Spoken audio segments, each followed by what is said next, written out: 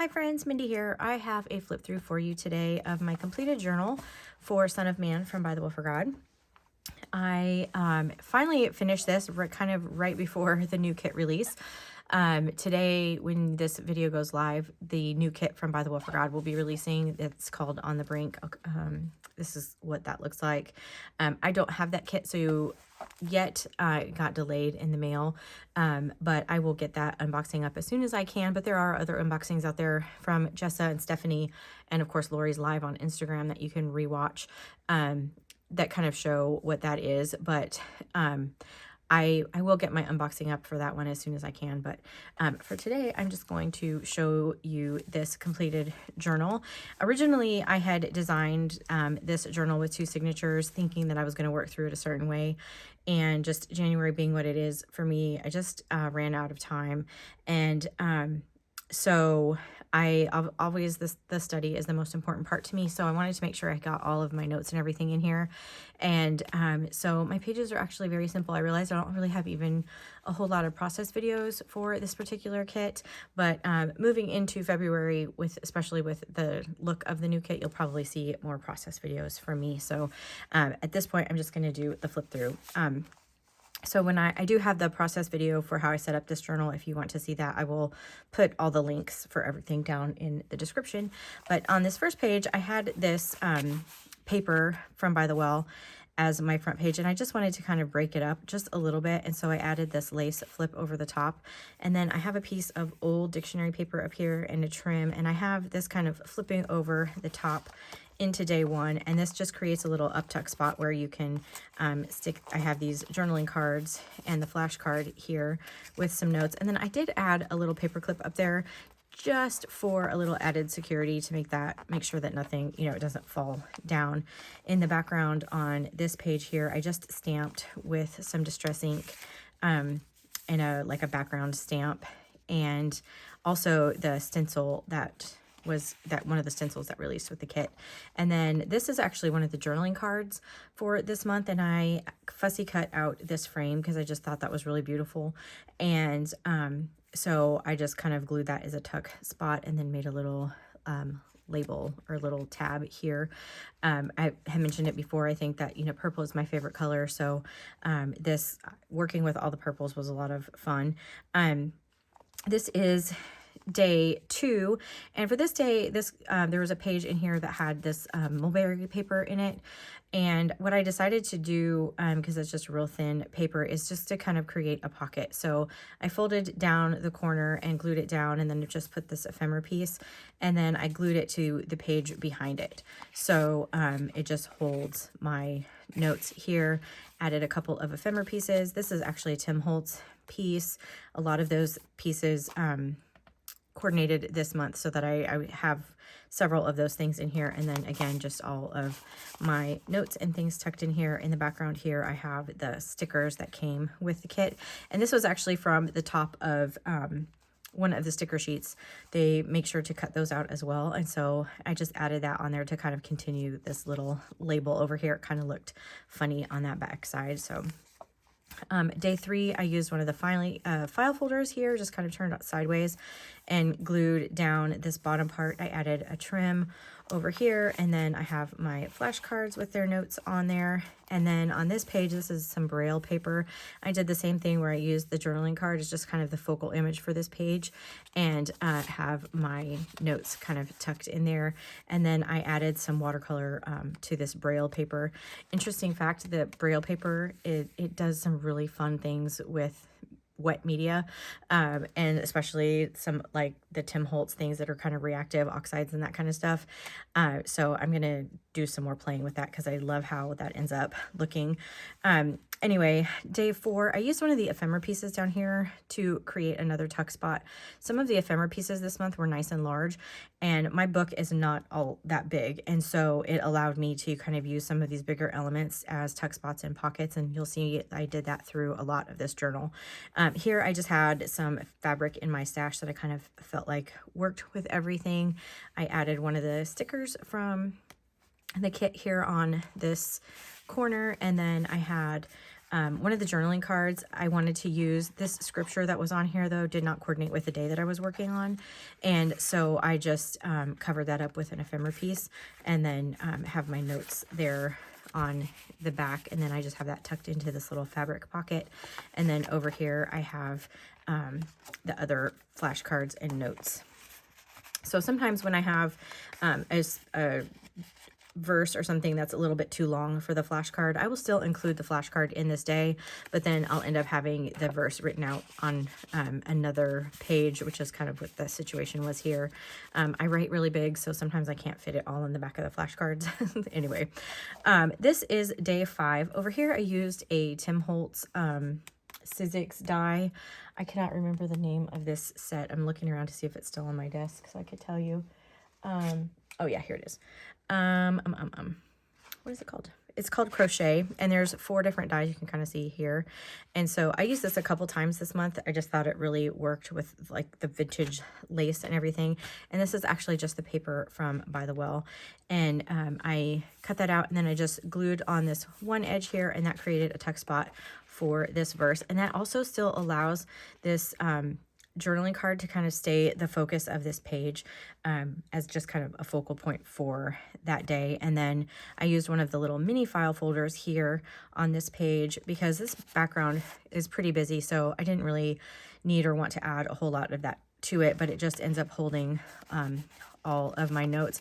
I had some more of these over here, but because this is just a really thin piece of paper, I felt like they kind of kept falling out every time I would turn the page, so I ended up just leaving the one and then tucking the rest over in the file folder on that side. So this is day 6. And again, what I did here is I used one of the ephemera pieces, and then this said figure like 2 or whatever. I just put a little tile alpha there for day 6. That's kind of how I indicated that. And then I created this little postage stamp from the sticker sheet because it was a clear sticker. I just put it on white paper and then cut it out.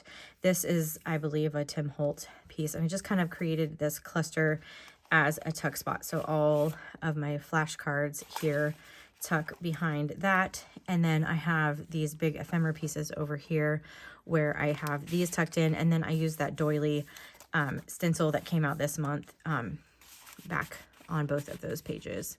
So trying to kind of pull everything together because, you know, my opposing pages aren't the same fabric, obviously, or aren't the same color, obviously.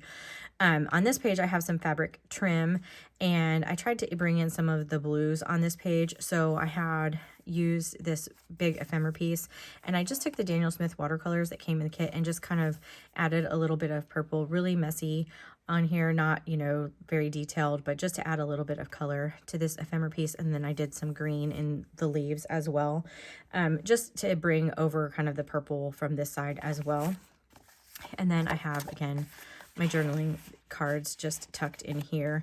And this is a Tim Holtz piece as well that I have my journaling card in there. And then this actually said autographs or something on it. And I liked the kind of scripty font of it, but I didn't want it to say autograph. So I just added this ephemera piece over the top just to kind of bring it a little bit more interest, but also to kind of cover that up as well. Day 8, this little pocket was actually a lot of fun to make. I actually took the one of the pattern papers, and then I don't know how well you can see, but I just kind of sewed around all of the little things on here to kind of really make it look like a quilted kind of situation. This was actually, you know, it's not perfect. I'm learning to sew still. I did recently get a sewing machine. You've probably heard me talk about it. I'm very excited about it. And so this was just a lot of fun to try to bring some of that in. I just love the texture, and I know it's not for everybody. I love the strings and all those little just texture things hanging off of there. So I did a little bit of stamping in the background on these 2 pages. And then of course, all my notes are tucked in here. So I did the sewing on here before, obviously I glued it down and then just, glued it to the page. It would be very difficult to run this thing in my sewing machine. But I also, on this side, to kind of balance everything, I stitched this file folder closed. And on this one, I actually Added some paper at the top. This background here kind of clashed with everything else I had on the page. So I just added a different little paper to kind of contrast with this. And then here's the stamping in the background. And then another just little label up here, or sticker, and some leftover fabric trim for a little pull for this page. And then all my notes go in here. And I actually kind of have this glued down as a pocket, and then also I have I can use the actual pocket of the file folder, and I did that so that there'd kind of be some height, so this will obviously, you know, sit higher, just to kind of fill in that space a little bit. And then on day 9, this actually I do have a process video for, because this is the day that my husband did my voiceover. So if you haven't watched that video, again, check out my playlist for this kit, because it is pretty funny. Listening to him try to explain all of these things, it makes me giggle. I hope that you guys get a kick out of it as well. But I do have in the background here, I have some texture paste that I colored with some distressed oxide inks, and then I just created a little cluster from some of the ephemera pieces to hold this. And then this was in the middle of the signature. And so I just glued the edges and glued it closed so that I could use the file folder as a pocket. Added a couple of ephemera pieces over here. And then again, you can kind of see the texture paste here. I had this one little journaling card, or ephemera piece, sorry. And I just added this little sticker on here to bring some purple over to this side. And then I have my notes and things tucked down in there, and then a little bit of trim on the bottom here as well. And again, that I will link the video for the process in the description. And then for day 10, I wanted to do something different for here. And so I created like a little belly band out of some of the paper. If you hadn't guessed yet, this was my absolute favorite paper that they released this month, hands down. And so I have used it multiple times in this journal because I just really, really loved it a whole lot. And so I did that same thing with that Tim Holtz die, and just glued that to this piece. And then I glued that down as a belly band so that I could tuck some notes in there as well. And then I really probably should have made that just a little bit more narrow. It kind of, you know, covers that whole page, but I really like how the doily looked on here. And then I used one of these maps. This day is day 10. It was talking about discipleship, and so I thought this would be really fun to include a map on here. So I loved this map ephemera piece, and I just glued it down as a pocket, and it has all my flashcards and notes, and then a little postage stamp up here. This postage stamp, the verse that was on there also did not coordinate with the day that I was doing in terms of the colors and everything. I was trying to bring some blue over to this side. So I just moved it up and then just trimmed off the part that had the verse on it. And I like things hanging off the edge of my pages anyway. So that's just kind of how I solved that problem. Just kind of trying to repeat elements as, you know, to bring everything to make it cohesive. Day 11, I used a ginormous doily right here to create a pocket. And then I did ink this with some archival ink in ground espresso, just to kind of, because it was very, very bright white. And then I used the doily stickers just as a background, just super simple page this day. So, and like I would, you know, whatever part I cut off, I put somewhere else on the page. So it wasn't just, you know, going to waste. And then I used this little file folder here to hold my flashcards, and then my journaling cards are tucked over here in this doily. And then I just, you know, added some more of those little stickers on this side. And then this is day 12. I added some more trim down the sides of these two pages. And I do have this was a collage, the collage stamp, anticipated collage. And this day had these two verse cards that went with it. And so I just used those as my pockets for this day, and then just went ahead and added them. I just created little tuck spots out of those to hold my other notes, and then my little flashcards are over here. And that's really it for this day. It took a few minutes just to like put the page together, but I just wanted to make sure that I had all of the notes for day 12 on here. Day 13, I used a piece of vellum down here. Again, just because this background paper, it has a lot going on, so I don't really need to do anything. I didn't want anything on it to kind of compete with it, so I just did the vellum, and then I added an ephemera piece here, and then it just has my notes tucked into it. And then I used that wood grain from here, this file folder that has all of the little flashcards tucked in that, and one of the long washies along the edge here, and then an ephemera piece. And again, another super simple day. Day 14, the last day for this devotional, I used this beautiful ephemera piece just to, again, be like a little tuck spot for the journaling card that I used. And I just really, again, kept that as a focal image.